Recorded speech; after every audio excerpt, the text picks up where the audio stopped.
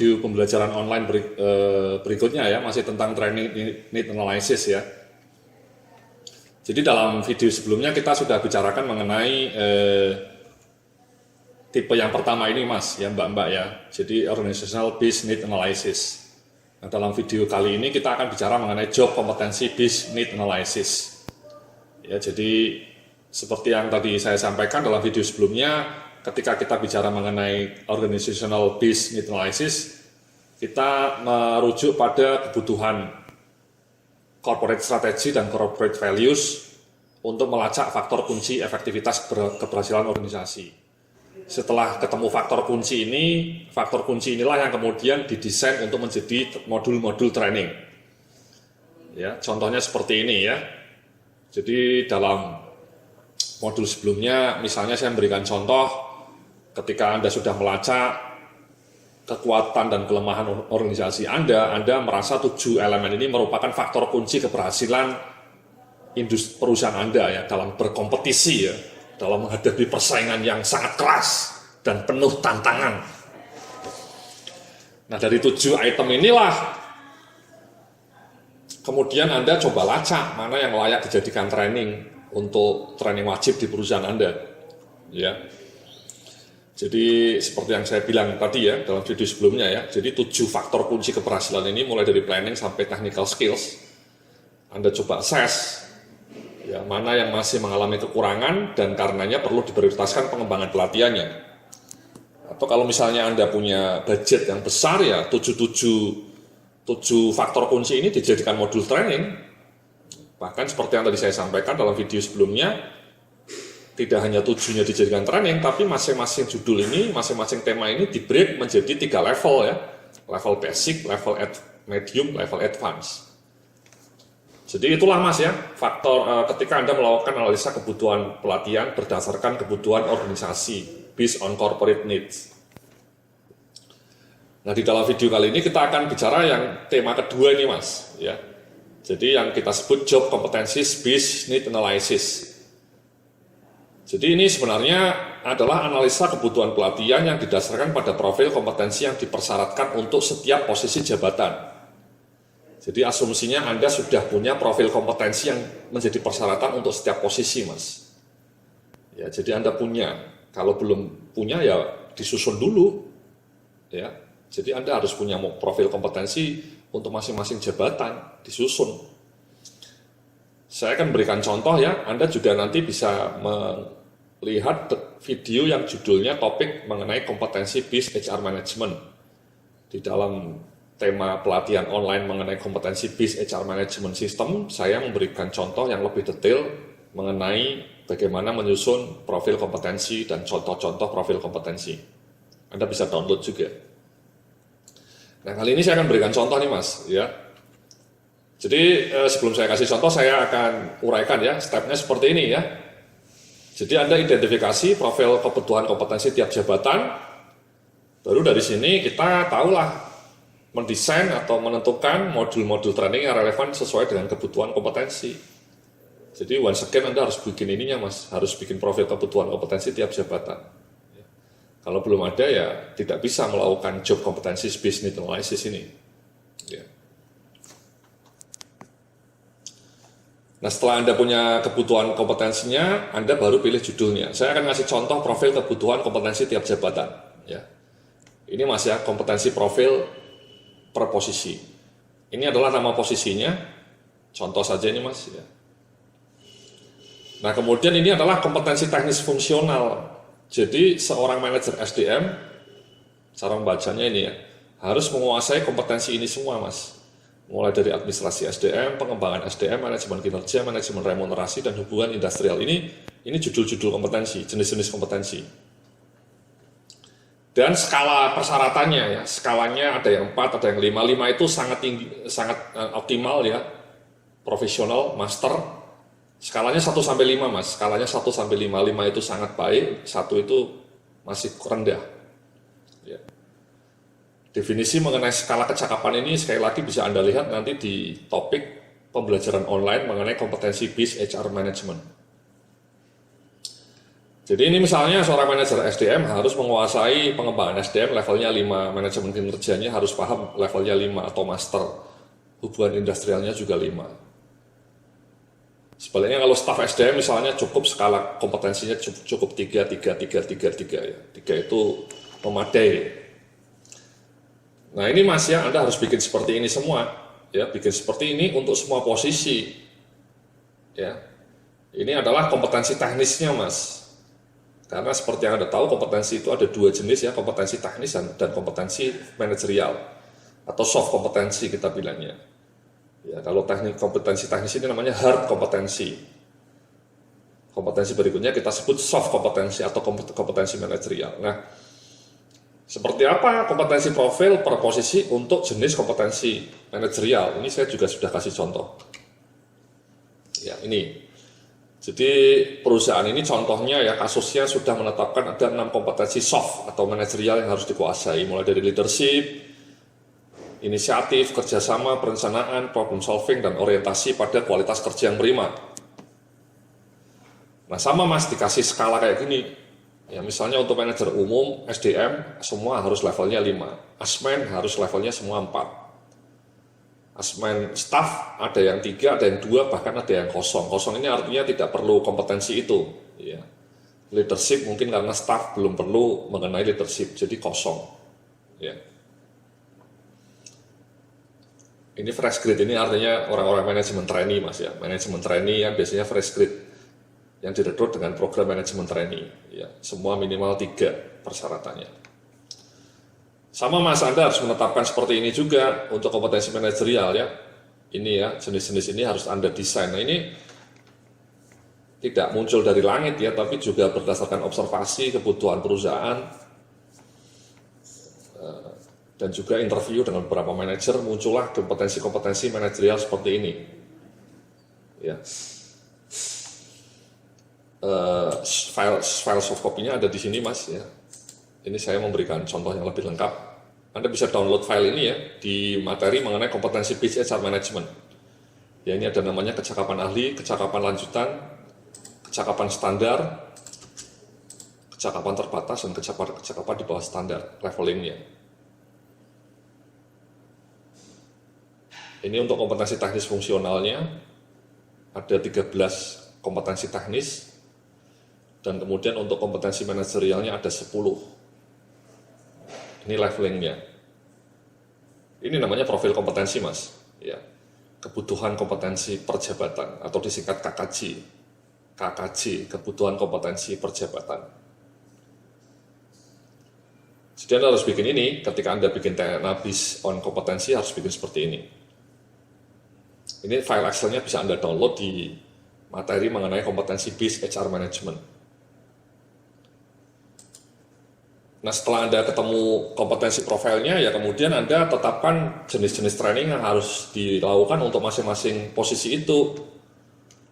Nah contohnya seperti ini, ya. Ini training metric for competency development. Jadi ini judul trainingnya, durasinya, dan ini nama-nama posisinya.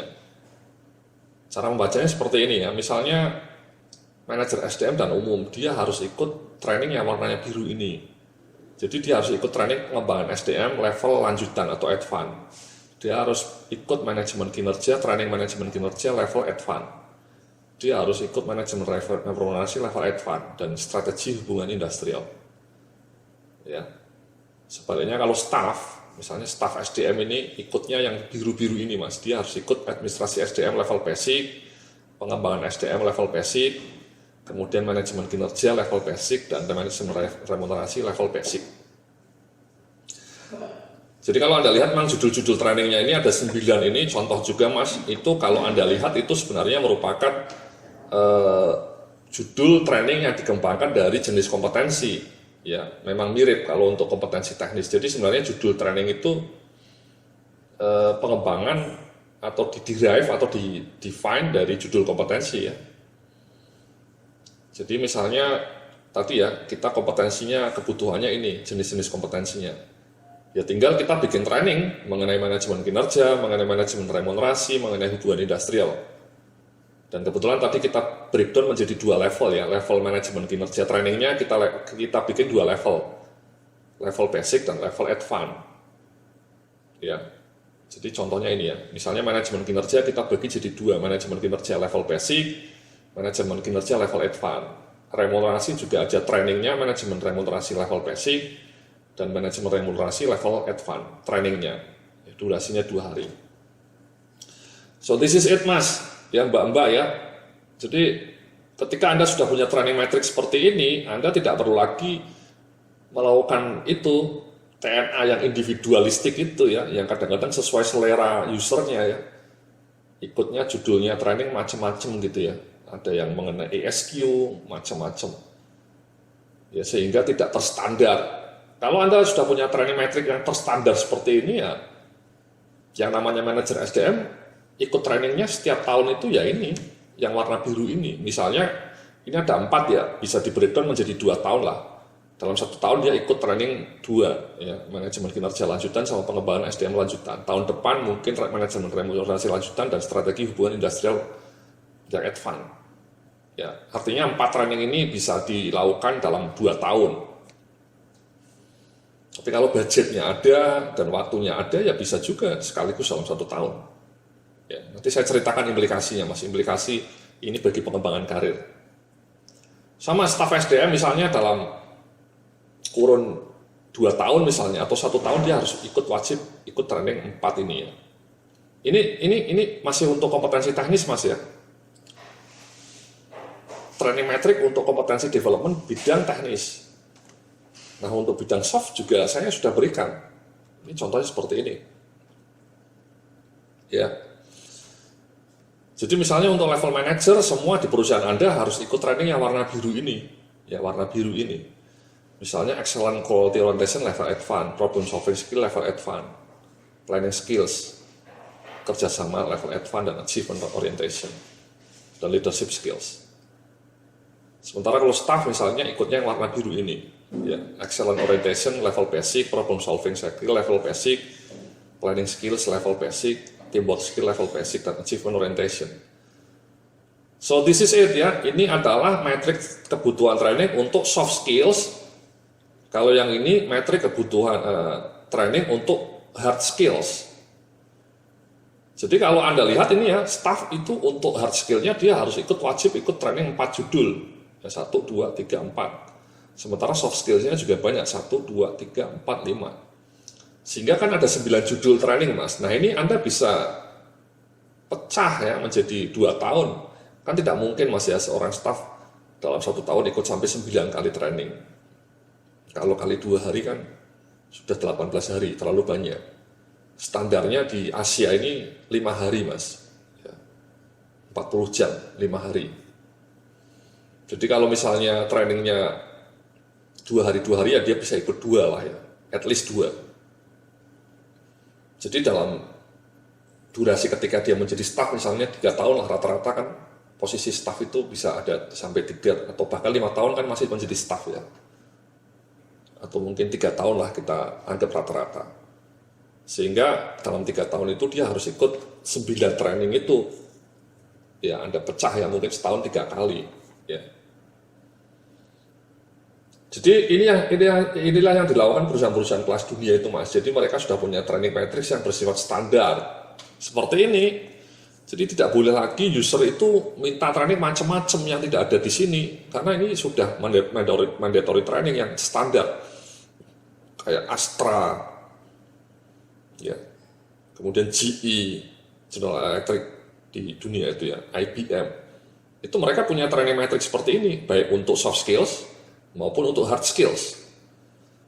Jadi, Andanya sebagai pengelola HRD yang menentukan bahwa ini loh, matrix training untuk semua karyawan di perusahaan kami, tidak boleh ada karyawan yang ngambil training di luar judul-judul ini.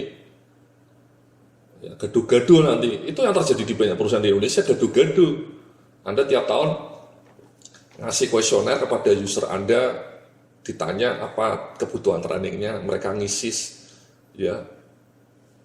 Kenapa? Karena Anda nggak punya seperti ini mas, ya. Anda nggak punya metriknya, belum dibikin. Anda juga untuk training kompetensi teknisnya juga Anda tidak bikin. Jadi akhirnya Anda ikut saja selera user ya.